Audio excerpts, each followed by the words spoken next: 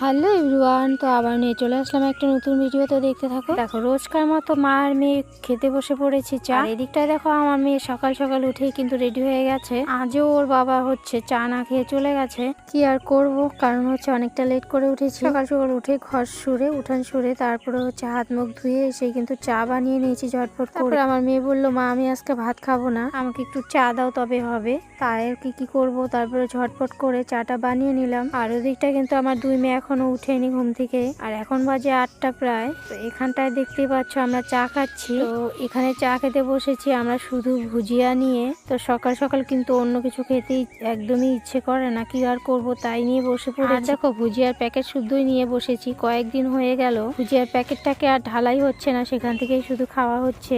আর চা খেতে বসে বসেই শুধু আমি ঘরের দিকেই তাকাচ্ছি। জানি না ঘরটাকে আমরা বানাতে পারবো কি নাই। জানো তো সরকার থেকে আর শুধু দেয় 1,30,000 টাকা। এই টাকায় কি আর ঘর হয়? আর আমাদের মতো মানুষের তো একদমই হয় না। একটা ঘর বানাতে গেলে মিনিমাম 2-4-5 লাখ টাকা তো কোনো কথাই নেই। এরকম একটা অ্যামাউন্ট হলে তারপরে হচ্ছে একটা ঘর উঠে। সত্যি কথা বলতে এত টাকা হয়তো কোনোদিন দেখেও নি, আর কিভাবে জানি না করব। সবকিছু হচ্ছে ভগবানের উপরে নির্ভর, হয়তো তিনি যদি চায় তবেই তো আমাদের ঘর হবে। কথা বলতে আমি তো সেটাই ভাবি, ভগবান না চাইলে হয়তো এই দুনিয়ায় কিছুই হয় না। জানো তো সবার ঘর বাড়িগুলো দেখে কিন্তু মনটা একদম খুব খারাপ হয়ে যায়। কারণ হচ্ছে দেখো আমার যখন বিয়ে হয়ে এসেছি একটা ভাঙাচোরা ঘরের মধ্যেই আমি এসেছি, তাই আর কি সবার ঘর দেখলেই খুব খারাপ লাগে। খুব আশা, মানে অনেক দিন থেকে আশা আমি একটা ঘর বানাবো ঠিক আমার মনের মতো। জানি না ভগবান চাইলেই হবে, ভগবান যদি চায় তবেই হবে, নইলে কিছুই হবে না। আমাদের মতন মানুষের আশা করা মানেই মূর্খামি, কারণ হচ্ছে মূর্খ মানুষই এত ভাবে। দেখো আমাদের হচ্ছে খাওয়া পড়া নিয়েই আমরা বেঁচে আছি, যে একটা কাজ করব তারও কিছু উপায় নেই। সেসব কথা। এদিকটায় দেখো আমার মেয়ে কিন্তু একদমই রেডি হয়ে গেছে। জানো তো আমার মেয়ের খুব কপাল খারাপ যে এত সকালে কোনো টোটোই পাওয়া যায় না। তো আমার মেয়ের ব্যাগের ওজন মিনিমাম 20 থেকে 30 কেজি ওজন হবে। সত্যি কথা বলতে আমি তো সেই ব্যাগটাকে উঠাতেই পারি, তবুও এখন একটু খালি আছে, কারণ হচ্ছে ওর বইগুলো এখনো আসেনি, শুধু খাতা নিয়ে যাওয়া আসা করছে। আর দেখো আমার মেয়ের কাণ্ড, আবার ঘুরে আসলো কেন এই দেখবে তোমরা। এই দেখো ঠাকুরকে প্রণাম করার জন্য আবার ঘুরে আসছে।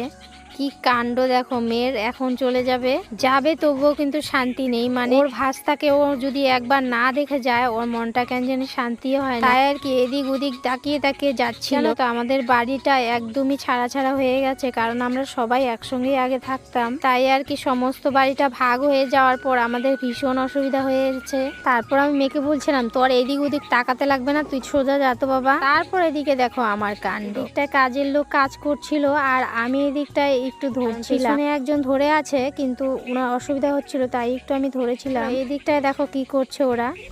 এই যে Laddu Laddu Laddu Laddu Laddu Laddu, hi hi hi high.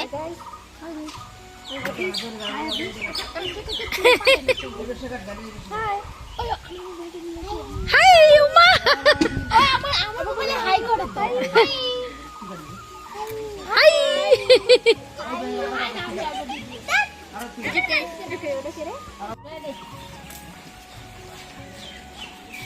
জল ওখানে লাগবো নাকি তোমার লাগবো?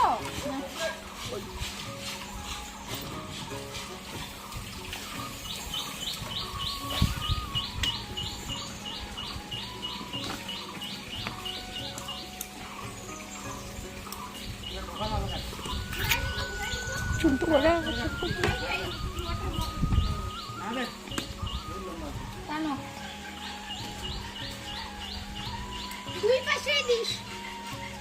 কি 2 পয়সা দেয়? চলো একটু এখন ঘরে যাই। এখন বিছানা পাটি উঠিয়ে সঙ্গে সঙ্গে আবার রান্না বসাতে হবে। আমার রান্না করতে গেলেই তো আমার মাথাটা খারাপ হয়ে যায়। আজকে রান্না করব মাছের ঝোল আর হচ্ছে একটু শুটকি মাছ করে এখনকার মতো খেয়ে নেব। খাওয়া দাওয়া করার পর হচ্ছে মাছের ঝোল রান্না করব। এখন হচ্ছে একটু মুসুর ডাল আমি সোমবার দেব, কারণ এদিকটা আমার বর চলে এসেছে, এসেই কিন্তু মাথা গরম হয়ে গেছে, কারণ আমার হচ্ছে রান্না হয়নি। কি করব বলো তো, আমার একদমই রান্না করার ইচ্ছেই যায় না। তারপর আর কি করব। আর এই দিকটায় দেখো এখন দিয়ে দিব মুসুর ডালটা সোমবার, আজকে আজকে হচ্ছে আমিষ না, তাও আমিষ হলে অতটা টেনশন হয় না আর কি রান্না করব, কারণ আমিষের দিন আমার বর রোজ মাছ নিয়ে আসে। চলো এদিকটায় মসুর ডালটাকে সম্বার দিয়ে দিয়ে এখন খেতে বসে পড়বো আমি। আমার মেয়ে আমার বর সবাই মিলে কিন্তু একসঙ্গে খেয়ে নিয়েছে, খেতে দিয়ে কিন্তু আমি খেতে বসে পড়েছি। তার জন্য একা একা একদমই ভাত খেতে ইচ্ছেই করছিল না আমার। যাই হোক আজকের জন্য টাটা বাই, দেখা হচ্ছে নেক্সট একটা ভিডিওতে। এতক্ষণ যারা যারা আমার ভিডিও দেখলে তাদের জন্য অনেক অনেক ধন্যবাদ। Tata bye.